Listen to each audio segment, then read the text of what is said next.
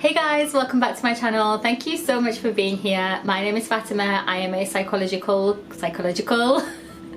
I am a psychology careers coach, and I am here to help you find the route that aligns best with you in the field of psychology. So today I'm going to be talking to you a little bit about your CV and the importance of having a really great layout so that you are able to obtain the interviews that you actually want. Now, there are employers out there that really like to see great CVs and to make sure that they are succinct and to the point and really clear about your experiences so that they know that the candidates that they invite to interview are the right ones for them. So in my time, I have seen a lot of CVs. I have seen really fancy ones with all sorts of borders and all sorts of like graphics and like colors and everything.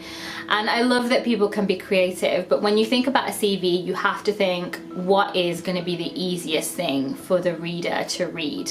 You really have to think about the other person that's actually absorbing your information and really think about how you can make it as easy as possible to read it and to go through the experiences step by step.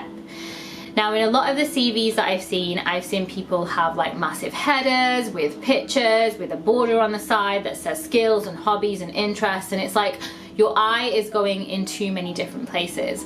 So this is why today I want to share with you some ways that you can really get your CV to the point and really clear and structured. And I also have something for you at the end of this video that might also give you a little bit more of a boost when writing up your CV. So let's get into it. So with a CV, the first thing that you want to do is to make sure that your name and your contact details are as clear as day at the top of your page.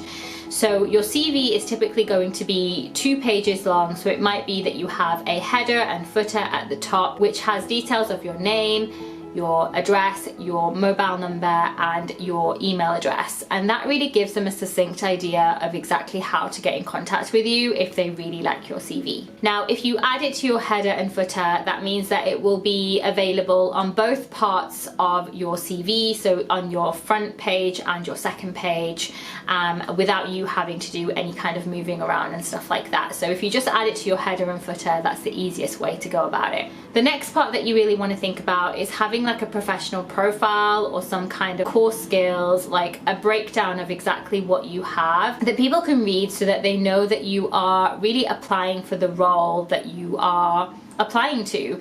A lot of the times people have one CV and they use that same CV to apply for any kind of job, and that's where you're making the mistake. It's really important that you have a CV that's tweaked for the job that you're applying for, and that might mean making small tweaks here and there every time you apply for a new job. Once you've done your professional profile and had like a bit about core skills where you are highlighting the core skills that they want in that section, you are then going to start moving on to displaying your experiences, and you would start off, if you can, in chronological order with the most recent experience that you've got that's relevant to the role. Now, what a lot of people do is they put every single job that they have ever had in their actual CV, and actually that's not what you want to do. You only want to really put the jobs in that are most relevant to the role that you're applying for.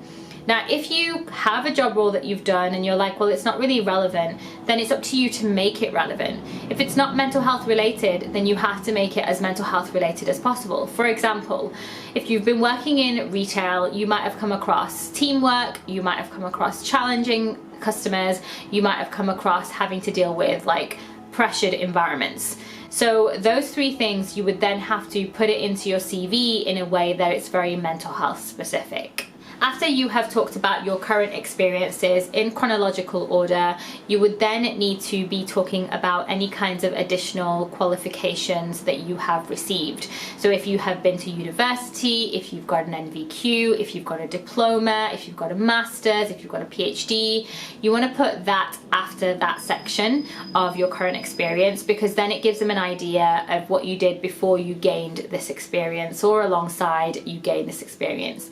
Now, again, it's really important to put down like the grade and the university that you went to or the awarding body that you got that training qualification with, so that again they're aware of your accreditations if you have any, or aware of the kind of like bodies that are very familiar within psychology that you actually did your training and qualification qualifications with.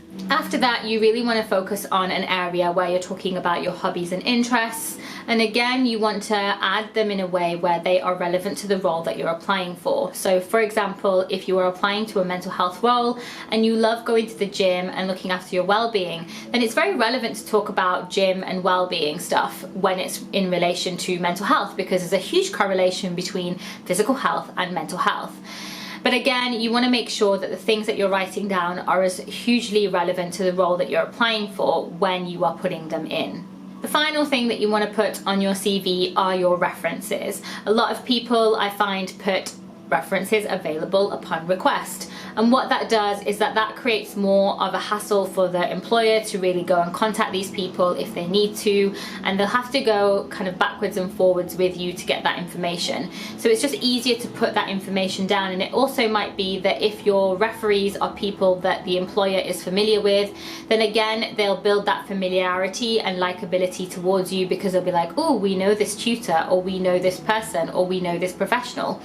So again, it makes it a lot easier for you to kind of appeal to that employer if you just put down your references at the bottom. It's always helpful to put 3 different kinds of references at the bottom of your CV. So you might have an academic reference, you might have a work experience reference, and you might have a character reference.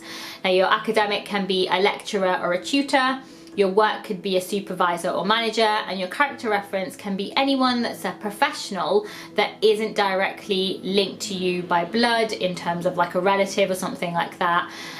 So for example, I know that some people put their brother-in-laws or a friend that they know that is a professional that has known them in a professional capacity, or a colleague that can also provide a character reference. So those are the main things that I just wanted to share with you that you can include in your CV to make it up to scratch and to really help you get the interview that you deserve. If you would prefer to have a CV kind of created for you where all you're doing is slotting in your information within a template, head into the description box below where you'll find a link to purchase a CV template from the Psychology Careers service.